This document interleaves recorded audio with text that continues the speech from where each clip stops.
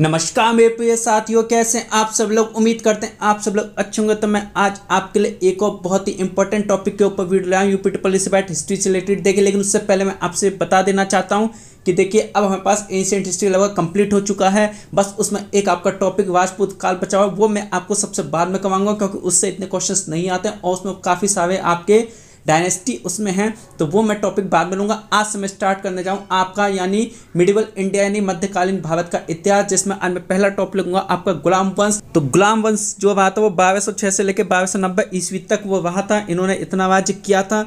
गुलाम वंश से कालांतर में 3 राजवंश हुए थे। पहली कुतुबी राजवंश, दूसरा होता शमसी राजवंश और तीसरा बलबनी राजवंश। देखिए, यहाँ पर मैं आपको जो है सिर्फ जो आपके एग्जाम से रिलेटेड इंपॉर्टेंट टॉपिक है उन्हीं में से आपके क्वेश्चन फंसेंगे, कहीं बाहर नहीं जाएंगे, क्योंकि गुलाम वंश बहुत ज़्यादा लेंथी है। और अगर आपको डिटेल में फिर से पढ़ना है पूरा, तो मैं आपको PDF प्रोवाइड करवा दूंगा, उसमें आप एक्स्ट्रा थोड़ा भी पढ़ लीजिएगा। हम बताइए, एक दूसरे के गुलाम ही थे जिन्होंने एक दूसरे से विद्रोह करके गति प्राप्त की थी। इसीलिए 1206 से 90 तक काल के सुल्तानों को गुलाम वंश कहा जाता है या माना जाता है। 1206 में महमूद गौरी की मृत्यु के बाद गुलाम वंश का उदय हुआ था। तो कुतुबी राजवंश था पहला। इसमें कौन कौन शासक थे? आपका पहला था कुतुबुद्दीन ऐबक, जो 1206 से 1210 तक इसने राज्य किया था। फिर था इसमें सेकंड आवाम शाह, 1210 से 1211 ईस्वी तक इसने राज्य किया था। उसके बाद इल्तुतमिश, उसके बाद रुकनुद्दीन फिरोज शाह, उसके बाद वजिया सुल्तान 1237 से 1224, उसके बाद मुइजुद्दीन बाहराम शाह 1240 से 1242, उसके बाद आपका अलाउद्दीन मसूद शाह 1242 से 1246, उसके बाद आपका नासिरुद्दीन महमूद 1246 से 1266। फिर आता है बलबनी राजवंश। इसमें गयासुद्दीन बलबन आपका था 1266 से 1287। कैकुबाद आपका था 1287 से 1290। उसके बाद आपका था शमशुद्दीन क्यूमर्स 1290 से 90 तक। तो देखिए, ये मैंने थोड़ा बेसिक डिटेल बता दी थी कि कौन कौन शासक हुए थे, इसमें कितने वंश चले, तो कितने शासक हुए थे ये आप याद कर लीजिएगा। 1192 के तवाइन के द्वितीय युद्ध में पृथ्वीराज चौहान की पराजय के पश्चात दिल्ली का सिंहासन मोहम्मद गौरी के हाथ चला गया। इसीलिए देखिए, इसको दिल्ली सल्तनत काल कहते हैं, क्योंकि इस पर जो भी वंश हुए उन्होंने दिल्ली की गद्दी पर राज्य किया था। भारत से वापस लौटते समय मोहम्मद गौरी ने अपने गुलाम कुतुबुद्दीन ऐबक को अपने विजित प्रदेशों का सूबेदार नियुक्त किया था। तो फर्स्ट है आपका कुतुबुद्दीन ऐबक, जिसने 1206 से लेकर 1210 ईस्वी तक राज्य किया था। देखिए, मिडिवल इंडिया में ये 3-4 टॉपिक बहुत इंपॉर्टेंट है, इन्हीं को आप याद रखिए, इन्हीं में से आपके क्वेश्चंस फंसते हैं। कुतुबुद्दीन ऐबक ने गुलाम वंश की नींव रखी थी, जो कि मोहम्मद गौरी का गुलाम था। कुतुबुद्दीन ऐबक का जन्म तुर्किस्तान में हुआ था। उसके नाम का ऐबक एक तुर्की शब्द है, जिसका अर्थ है चंद्रमा का देवता। अपने बाल्यकाल से ही उसने अत्यंत सुरीले स्वर में कुरान पढ़ना सीख लिया था, इसलिए वह कुरान का पाठ करने वाला के नाम से भी जाना जाता था। मोहम्मद गौरी ने कुतुबुद्दीन ऐबक को मालिकक्ष की उपाधि से विभूषित किया था। तो देखिए, ये जितने भी आपके उपाधि वाले क्वेश्चन है, चाहे वो किसी भी वंश के किसी भी राजा से रिलेटेड हो, इनको जरूर याद रखिएगा। कुतुबुद्दीन ऐबक की उदारता एवं दानी स्वभाव के कारण उसे लाख बख्श एवं हातिम द्वितीय जैसी उपाधि से विभूषित किया गया था। तो एग्जाम की दृष्टि से आपका इंपॉर्टेंट पॉइंट है कि लाख बख्श की उपाधि किस राजा को दी गई थी? कुतुबुद्दीन ऐबक को दी गई थी, और ये कई बार पूछा भी गया है। अगला है निशापुर के काजी फखरुद्दीन अब्दुल अजीज कूफी ने कुतुबुद्दीन ऐबक को एक दास के रूप में खरीदा था। हाथियों का दान देने के कारण ऐबक को पील बखा कहा जाता था। कुतुबुद्दीन ऐबक को उदारता एवं दानी का स्वभाव के कारण लाख बख्श हातिम द्वितीय की उपाधि दी गई थी। कुतुबुद्दीन ऐबक ने अजमेर में 2.5 दिन के झोंपड़े का निर्माण करवाया था। कुतुब मीनार का निर्माण कुतुबुद्दीन ऐबक ने शेख ख्वाजा कुतुबुद्दीन बख्तियार काकी की याद में प्रारंभ किया था, परंतु अंतिम रूप से इसका निर्माण इल्तुतमिश ने करवाया था। 1192 में कुतुबुद्दीन ऐबक ने अजमेर और मेरठ के विद्रोह का दमन किया था। 1194 में मोहम्मद गौरी और कन्नौज के शासक के जयचंद के बीच हुए युद्ध में ऐबक ने गौरी की तरफ से महत्वपूर्ण भूमिका निभाई थी। 1197 ईस्वी में ऐबक ने गुजरात के शासक भीमदेव की राजधानी अनहिलवाड़ को लूटा था। 1202 ईस्वी में उसने बुंदेलखंड के राजा परमार्दी देव को परास्त किया था। कालिंजर, महोबा, खजुराहो पर अधिकार कर लिया था। 1205 में उसने खोखर के विरुद्ध मोहम्मद गौरी को सहयोग दिया था। 1206 ईस्वी में मोहम्मद गौरी ने कुतुबुद्दीन ऐबक को अपना प्रतिनिधि नियुक्त किया था। उसका शासनकाल मात्र 4 वर्ष का रहा था। सिंहासन वोड़ के समय ऐबक ने मलिक तथा सिपहसालार की उपाधि ग्रहण की थी। कुतुबुद्दीन ऐबक ने अपनी राजधानी लाहौर में बनाई थी।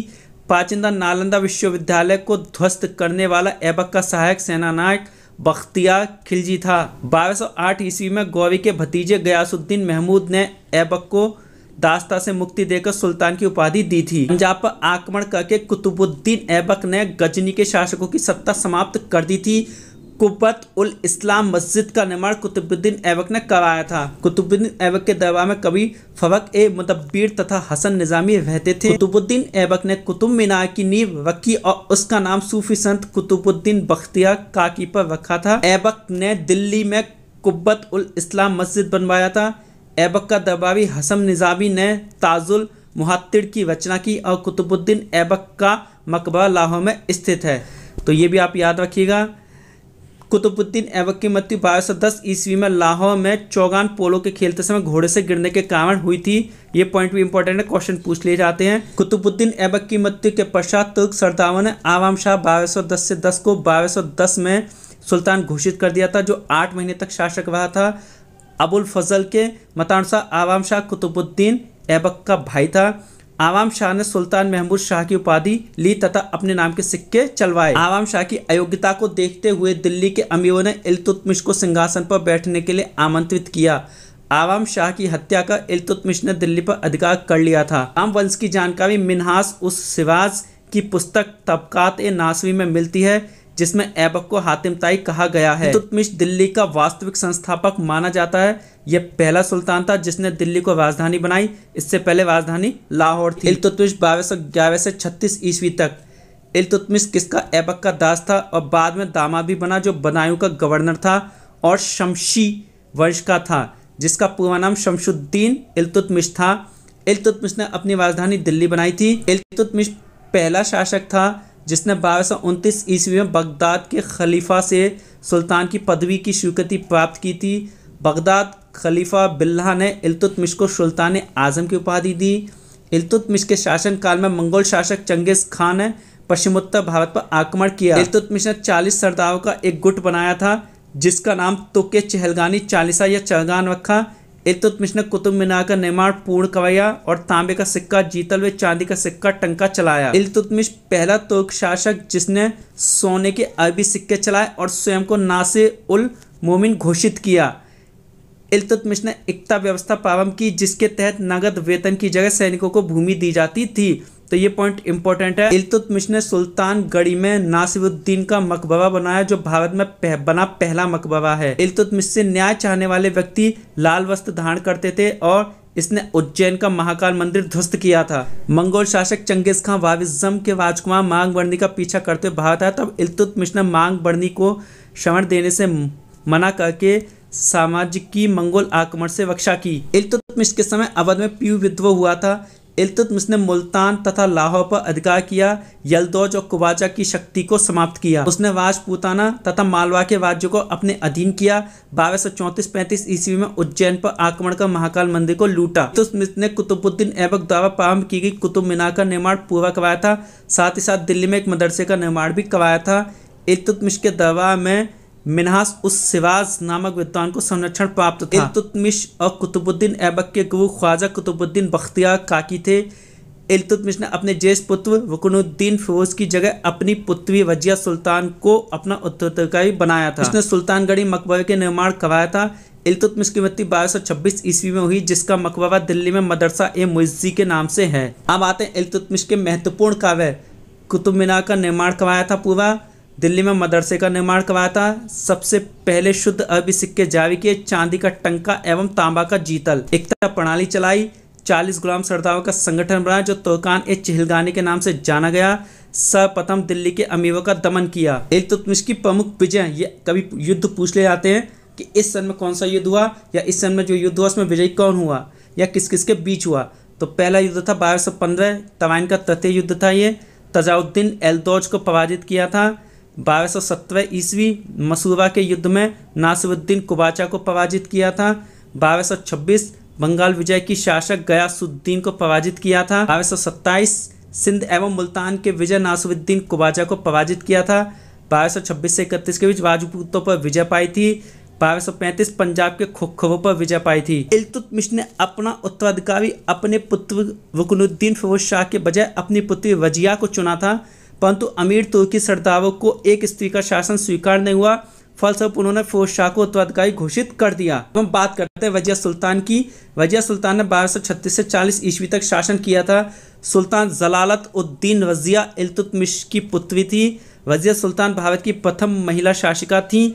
साथ ही साथ वजिया दिल्ली सल्तनत की पहली तथा अंतिम महिला शासिका थी। वजिया ने पर्दा प्रथा त्याग कर पुरुषों की तरह चोगा व टोपी पहनकर राज दरबार में जाने लगी। बीड़ा के सूबेदार अल्तुनिया ने वजिया के खिलाफ विद्रोह किया। तब विद्रोह को दबाने के लिए वजिया ने अल्तुनिया के साथ विवाह किया था। वजिया ने अपने प्रमुख विरोधी वजीर मोहम्मद जुनैदी को पराजित किया था। वजिया के विरुद्ध प्रथम विद्रोह कबीर खां तथा द्वितीय विद्रोह अल्तुनिया भटिंडा गवर्नर द्वारा किया गया था। असंतुष्ट तुर्क अमीरों ने वजिया की अनुपस्थिति में बेहराम शाह को सुल्तान घोषित कर दिया था। दिल्ली को पुनः प्राप्त करने के प्रयास के दौरान वजिया बेहराम शाह से पराजित हुई थी। 13 अक्टूबर 1240 को डाकुओं के द्वारा वजिया व उसके पति की अल्तुनिया की हत्या कर दी गई थी। कहाँ कर दी गई थी? कैथल के पास। महान लेखक मिन्हाम उस शिवाज ने वजिया के विषय में लिखा है, वह एक महान शासक, बुद्धिमान, न्यायप्रिय, दयालु, राज्य के हित का ध्यान रखने वाली थी, अपनी प्रजा की रक्षक और महान सेनापति थी। तत्कालीन इतिहासकार मिन्हाज उस शिवाज के अनुसार वजिया का स्त्री होना उसके पतन का कारण था। अब हम पढ़ते हैं बलबन के बारे में, जिसने 1266 से 87 ईस्वी तक राज किया था। बलबन 1266 ईस्वी में गयासुद्दीन बलबन के नाम से दिल्ली की गद्दी पर बैठा था, जिसे बलबनी वंश की शुरुआत हो गई थी। बलबन मूलतः सुल्तान इल्तुतमिश का तुर्की गुलाम था, जिसने ख्वाजा जमालुद्दीन बसरी और खरीद कर 1232-33 ईस्वी में दिल्ली लाया था। दिन बलबन का गुलाम वंश का नवा शासक था, जो इल्बवी तुर्क था, जिसका वास्तविक नाम बहाउद्दीन था। बलबन ने तुर्की सरदारों के प्रभाव तथा शक्ति को नष्ट करने के लिए उसने इल्तुतमिश द्वारा तुर्कानी चहलगामी को समाप्त कर दिया। बलबन पहला ऐसा सुल्तान था जिसने राजत्व सिद्धांत को घोषित किया और स्वयं को जिले इलाही बताया। बलबन ने अपने दरबार में किसी को हंसने की अनुमति नहीं दी थी। बलबन ने देवीय राजत्व का सिद्धांत प्रतिपादित किया और जिले इलाही उपाधि धारण की थी। बलबन के दरबार में अमीर खुशरो व अमीर हसन नामक कवि रहते थे। बलबन ने अपने शासनकाल में दीवाने बरीद, गुप्तचर विभाग, दीवाने वजारत, वित्त विभाग, दीवाने अर्ध सैन्य विभाग की स्थापना की थी। बलबन का वास्तविक नाम बहाउद्दीन था, वह इल्तुतमिश का गुलाम था। राज दरबार में सिजदा एवं पैवोस प्रथा की शुरुआत बलबन ने की थी। सिजदा भूमि पर लेटकर अभिवादन करना तथा पावोस सुल्तान के चरणों को चूमने की रीति थी। ये रीतियां ईरानी दरबार में प्रचलित थी। बलबन ने फारसी रीति रिवाज पर आधारित नवरोज उत्सव को प्रारंभ कराया था। अपने विरोधियों के प्रति बलबन ने कठोर लौह एवं वक्त की नीति का पालन किया था। तो ये देखिए, ये दोनों पॉइंट इंपॉर्टेंट है आपके, ये नवरोज उत्सव वाला और लौह एवं वक्त की नीति किसने चलाई थी? बलबन ने चलाई थी। बलबन के काल में बंगाल में तुगरिल खां का विद्रोह हुआ था, जिसका बलबन ने बर्बरतापूर्ण दमन किया था। 1287 ईस्वी में बलबन की मृत्यु के बाद अमीरों ने कैखुसरो के बदले शमसुद्दीन कैमुर्स को दिल्ली का शासक सुल्तान बनाया। बलबन के शासन काल में मंगोलों का आक्रमण हुआ था, जिसमें उसका पुत्र शहजादा मोहम्मद मारा गया था। बड़े पुत्र के दुख से बलबन की भी मृत्यु हो गई थी। बलबन ने अपनी मृत्यु के पूर्व कैखुसरो को अपना उत्तराधिकारी नियुक्त किया था। अपने पौत्रों का नामकरण मध्य एशिया के ख्याति प्राप्त शासक कैखुसरो, कैकुबाद इत्यादि के नाम पर किया था। बलबन जाति श्रेष्ठता में विश्वास रखता था। उसका कहना था, जब मैं किसी तुच्छ परिवार के व्यक्ति को देखता हूं तो मेरे शरीर की प्रत्येक नाड़ी उत्तेजित हो जाती है। तो देखिए मेरे पे साथ, तो ये थी आपकी इंपॉर्टेंट थ्योरी। अब हम इस पे रिलेटेड क्वेश्चन करते हैं, गुलाम वंश से रिलेटेड। फर्स्ट क्वेश्चन है आपका, दिल्ली सल्तनत की पहली राजधानी कौन सी थी? तो वो आपकी लाहौर थी। नीचे एक्सप्लेनेशन दिया, दिल्ली सल्तनत की पहली राजधानी लाहौर थी। कुतुबुद्दीन ऐबक ने लाहौर को अपनी राजधानी बनाया था। प्रश्न, निम्नलिखित में से किसकी उपाधि मलिक और सरदार थी?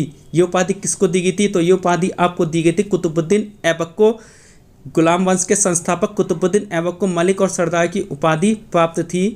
उसने कभी भी सुल्तान की उपाधि धारण नहीं की। पैसा तो यहाँ से मैं आपको ऑप्शन सही बताऊंगा, नीचे एक्सप्लेनेशन दिया गया, आप पढ़ के अपने आप समझ जाइएगा, क्योंकि वो मैं आपको थोड़े में सब बता चुका हूँ। थर्ड क्वेश्चन है हमारा, दिल्ली में सल्तनत किस शासक को पिलबख्श और लाख बख्श की उपाधि प्राप्त थी दिल्ली सल्तनत में? तो वो आपको किसको थी? कुतुबुद्दीन ऐबक को।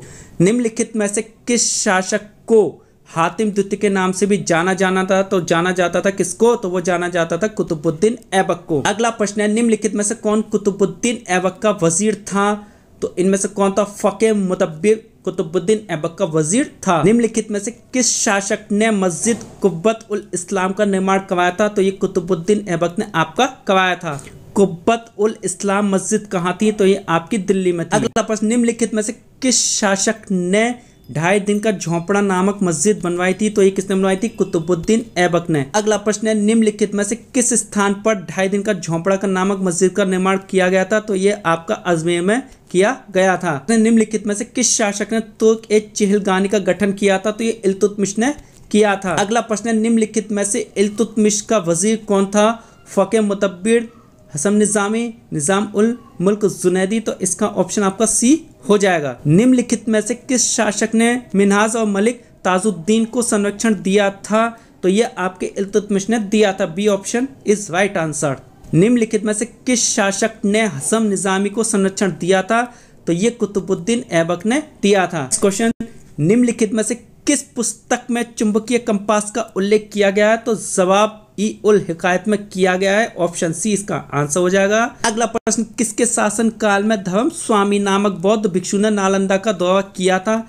तो ये इल्तुतमिश के शासन काल में किया था, जो 1235 ईस्वी में धर्म स्वामी नामक बौद्ध भिक्षु ने नालंदा का दौरा किया था। अगला प्रश्न, निम्नलिखित में से कौन दिल्ली सल्तनत की पहली आखिरी महिला मुस्लिम शासक बनी थी? तो सभी को इसका आंसर पता होना चाहिए, रजिया बेगम। अगला प्रश्न है, दिल्ली सल्तनत में नायब ए ममलिकत का पद संभालने वाला पहला व्यक्ति कौन था? तो ये इख्तियारुद्दीन ऐतगिन था, आपका option A. Next question, Delhi सल्तनत में किस शासक ने दरवेश की उपाधि प्राप्त की थी? तो ये की थी नसीरुद्दीन महमूद ने।